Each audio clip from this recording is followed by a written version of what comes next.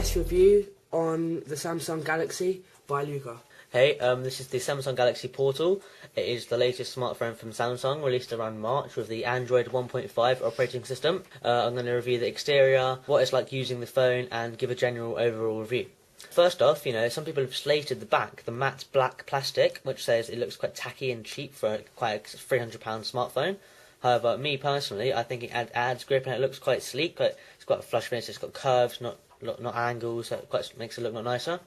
Another people say it's quite annoying is the buttons, which I think are actually quite ideal. You've got your home button, you've got your search button, takes you straight to the search menu with the keyboard popping up, and etc, etc. You've got your buttons in case you don't fancy using the touchscreen, up, down, left, right, etc, etc.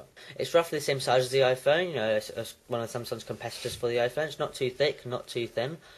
As I said, the rubberized back actually does add a lot of grip. When using the phone, it says it's got Android 1.5, which is, some say it's pretty basic, but, I think most smartphones these days do come with Android 1.5. It's only, I think it's the HTC Legend and Desire that have the new 2.1 operating system, so compared to other smartphones, it's just the same, standard.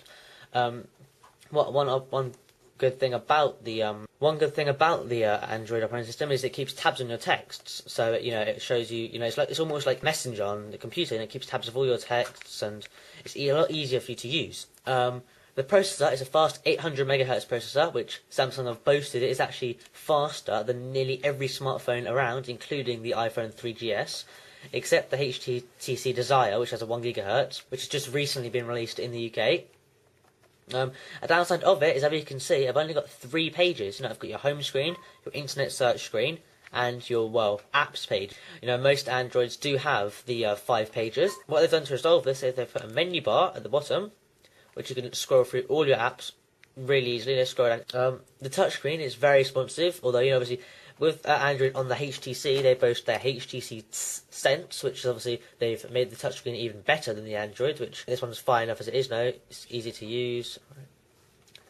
The Android keyboard is very, very easy to use. I've only had this phone a week, and I find it very simple, very effective to use. Especially, as you can see, the landscape QWERTY keyboard is very, very easy to use. Even if you make a mistake, it automatically, as you can see here, has the correction bar, which allows you to automatically check a word. Making it, people who aren't very used to touchscreen keyboards or aren't used to keyboards could do it instantaneously. Check before buying, they're done in minimal time. The one problem I do find with this phone is there's no exit button. If you've got a load of apps running, see now I've got the Pappy Jump, the free game. I've got Simon Says. The phone may lag with all these apps running because there's no exit app button. It's just the home button. What the Android app does have is a advanced uninstaller app, which can actually close apps for you. Click here, select your apps, click end, and it just closes them for you, which speeds up your phone, saves battery, etc, etc. Another problem I do have with this phone is some of the games do lag, which I think is a common problem with all the Android phones. Compared to the iPod Touch, the iPhone, okay, that's one thing that they do win at. Apple have got a very good operating system, very good RAM, showing Pappy Jump on the Samsung Galaxy Portal, and as you will see already, the jumping is very laggy. And I'm now going to show you with the iPod Touch Pappy Jump how stable and smooth the game goes. This is the Apple Pappy Jump. It's the same company, same game, just different operating system. As you can see, the jumping is a lot smoother. Pappy Jump. Yeah. For an overall general summary of this phone, I believe it offers very good value for money, as I have it on T-Mobile and £15 a month for 300 minutes internet and text.